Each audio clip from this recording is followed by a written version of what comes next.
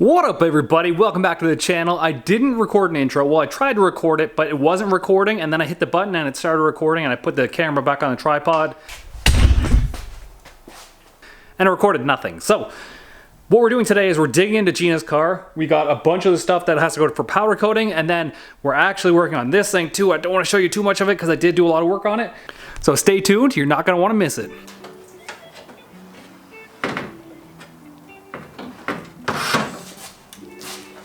Quick little before shot of the engine bay. Got all the wiring laid out here. This one is actually all the wires I have to delete, and then anything else with a green piece of tape on it can be deleted. So there was a lot of plugs just hanging out in the engine bay that we can get rid of. These wires have to be bundled, put behind there. I'm probably gonna go behind the fender just so it looks better. Yeah, organize some of the factory wiring, because all we really need from the factory wiring is the headlights. There was a lot of control system stuff in here that worked with the factory 302 that we don't need anymore, so it's out of here. Bye-bye. All right, here is the harness for the driver's side. This is a harness for the windshield wiper motor. I have to tie that one up a little bit. That's the main harness that goes through. I cut everything on the inside of this harness that we didn't need. And then this is the other bundle that goes to the other side for the other lights. It's just sitting here for now. It's gonna go on the fender. But then we've also got this, where this is all the wires that need to get to power, and that's just gonna join up down there. So we're gonna try and clean up a lot of the wiring stuff here. I'm also gonna start ripping off some of the components like the turbo housings, the intake manifold, valve covers, because we're gonna get that stuff powder coated. Just tinkering along with it, vibing, having fun. Sometimes you just gotta have fun with it, because if you don't love what you're doing and you're just doing it just to do it, you're gonna hate it. So just whip your bird out, have fun with it.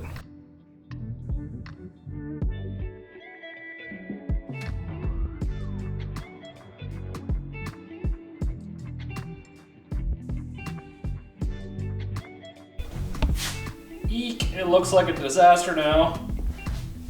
But we've got a bunch of parts of powder coat. I have to take this intake manifold apart, get the injectors out of it too. And I've also got to weld the dash 10 bung in this valve cover before we get it coated. Got the parts out for powder. This is a ridiculous mess, but to clean up some more space, I ended up putting the engine back in this box. I'm going to start making the engine mounts for this one. That way we can take the crane out of here too. And then I can start putting the heads and the turbo kit all together on this one. First thing I'm gonna do is I have the transmission mount in there. I'm going to put a string from this jack stand in the front to the back so I can align the crank center line as much with the diff that I can. And that's how I'm gonna center my engine to build my engine mounts. Hey Gina. Hi.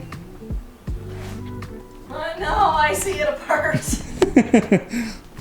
I'm having flashbacks, PTSD of when it like sat like that for a year and a half. And I was on the back burner. Sad. Very sad. Big sad. Big sad. It's okay though, cause I know you're good. At half doing things, yeah. I know you got magic fingers, so it'll be done. Ooh. I got a couple plates roughly cut down here. This one's gonna get welded to the back side of the plate, so it overhangs just a little bit on the back part there. And this one gets welded flush to the plate. And we're just gonna get this one tack welded up. And then when we build the other side, we know this side can't move, and then it's gotta fit, right? You know, always in theory around here, it's supposed to fit, and it in my math says it should fit, and then it doesn't fit. Not operator error though. Side one tack welded into place. Got our CAD system here for side two.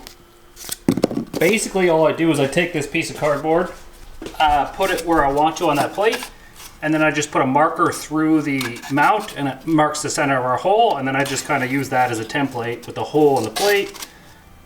Just cut that out. Oh my god, I hear the ice cream truck. Oh, I just want to be fat as fuck right now. Oh my god, look at my nose. I'm like Rudolph, but with like a black nose. That's from my welding helmet, actually. Better. Top side of our mount, center of the engine mount hole. I just use a hole saw to make a thing at the end. And I'll leave the straight edge to go from like here to the corner, and then from here to the corner, and it just makes a mount. Just cut that out of our China steel. And there you have it. That is another Gen 3 Hemi officially mounted in a Fox body. I do have to completely weld up those mounts, but Gina bought McDonald's and I'm about to eat. No, I didn't get a Happy Meal. Good adult Happy Meal. Quarter pounder with cheese, obviously. Nothing a quarter pounder can't fix. Oh, put cheese on it? Here's our engine mounts. Like I said, not perfect. Beefy enough for what we need. We might even put like a little plate across here. It might be hard to get that bolt though if we do that. I think we just weld those to be good. Black Sheep Industries, baby. All your turbo, wastegate, blow-off valve needs. Everything's on the website right now, blacksheepindustries.ca. I might regret putting a hoodie on right now because it's 30 degrees Celsius out, but I don't want to get flash burned, so I'm gonna die for a little bit.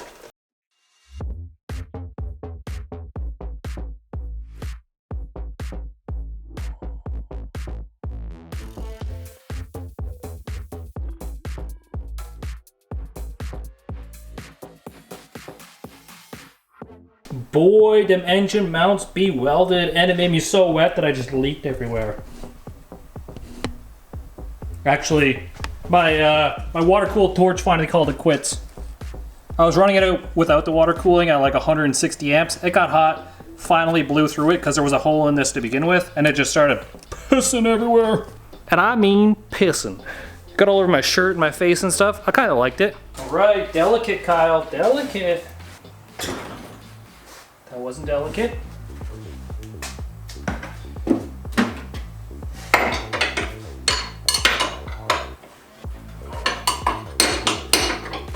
Here we go.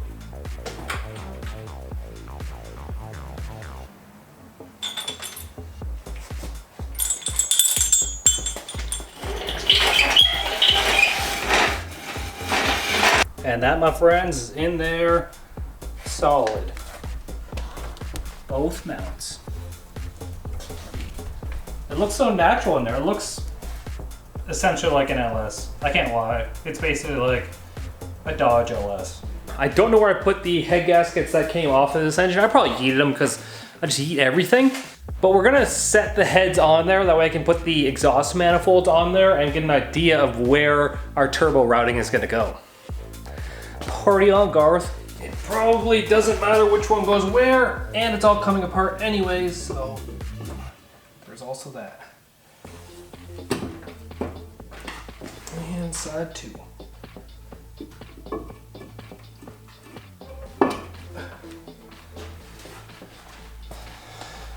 Man, the Hemi's actually a little bit wide. A little wide, thick boy. I'm not sure who was in charge of creating names, but we got some hookers here. I don't think I've even opened these yet. They do make like a stainless set of these. However, I'm a bigger fan of the cast ones just because of how beefy and strong they are. And I'm always worried about the China metal breaking and cracking. Usually with a cast manifold, you don't have that issue. We're gonna chop the end off these things, put some V-bands on there from Black Sheep Industries, and you know what? That should do what we need it to do. This side and the other side. They don't exactly go where I wanted them to go. I wanted them to curve out maybe slightly just in case I need to clear anything in the front. I'm hoping that all the accessories still fit here and that we can still use this stuff. Worst case, I need to cut these off, put some like 90-degree bends on them and then go down and under everything, but I think this should work. All right, so we use this SVE radiator in basically everything that we have around here now. It's not so much the radiator that's really good, but it's the contour fans paired with this radiator that makes it awesome. So, same one in Gina's car, literally sitting right there. Those are the contour fans in it. They work so good, so good. They basically draw enough power that Gina's car, we need to stagger those fans because when they both activate at the same time, it pulls the motor down and like basically shuts it off. So, we're just gonna put the shroud on here. We're gonna put it in the car and I just wanna see how much space we have on my setup basically. And when you buy the bracket kit from them, they come with these nice little aluminum brackets and it just kind of bolts on here now.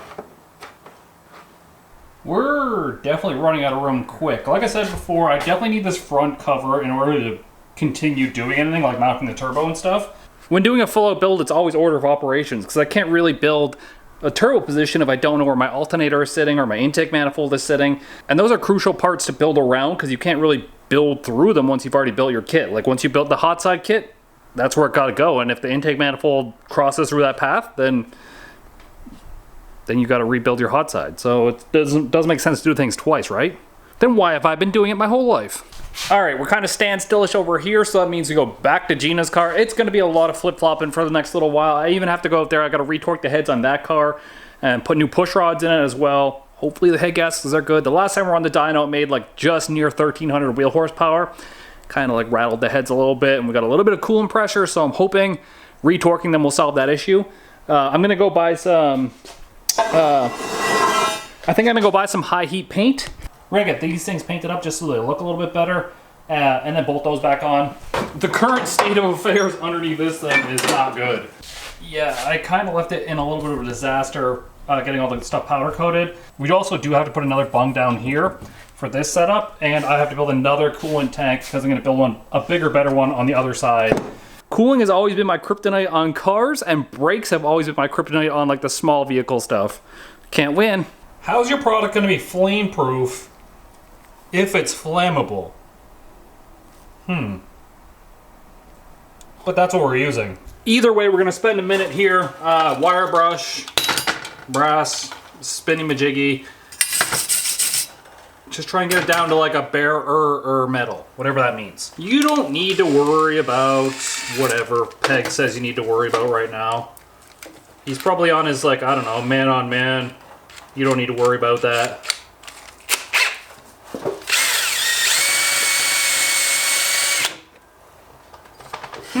Okay, I'm gonna spend a couple minutes here for sure.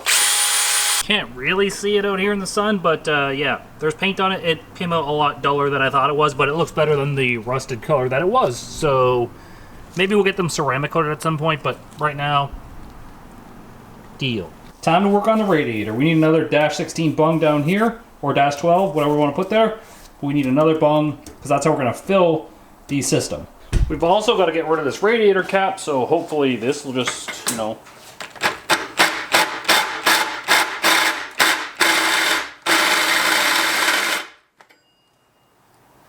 pretty close. Probably should put some glasses on though.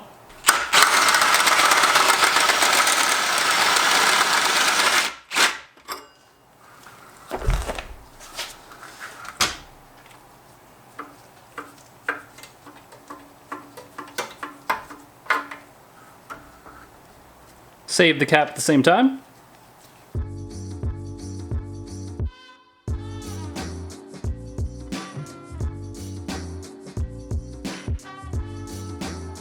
Gina's radiator modified. We couldn't get a -12 bung, it didn't have one here, so I put a 1/2" MPT bung in here because we can go 1/2" to -12 pretty easy. And then the top plate looks a little bit weird because where I cut the hole out of it, I had to fill a gap in the bottom a little bit, but there's a -6 bung here. And essentially what this is gonna be, it's gonna be like a little vent to keep the air out of the radiator. And we'll use mine, for example. We're gonna build the same way. It just lets air bubbles get out of the system, and then this feeds the bottom of the radiator, so you've always got like no air in the system. So we'll get our fans bolted back on this one, get this back in the car, because it's just taking up space right now. And we'll also get the exhaust manifolds back on the car. I actually put these in the barbecue. They fit in there pretty good, so we baked the paint on there. I think we got up to like 600 degrees Fahrenheit for the most part. So it does look a lot better than it did before. All right, back in you go. Back to your home.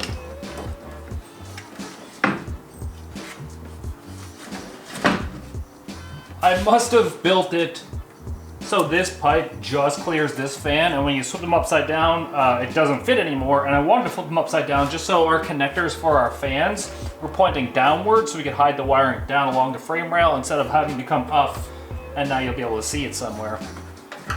It is what it is. Still looks like a disaster. We're gonna pull the inner fender out on this side right here. Well, both sides actually, but we're gonna pull the inner fenders out. That way we can run the wires up underneath the back side of the fender there, back in through like this side of the headlights, and that's where our headlight wiring is going to go through. So that gets rid of this, which was originally in the engine bay, and this one over here, which was originally in the engine bay. In fact, I don't think any wires are going to be running in this area anymore, or this area over here, which is going to be really convenient. Except if we have a malfunction in the junction, it's not going to be fun to repair on the streets.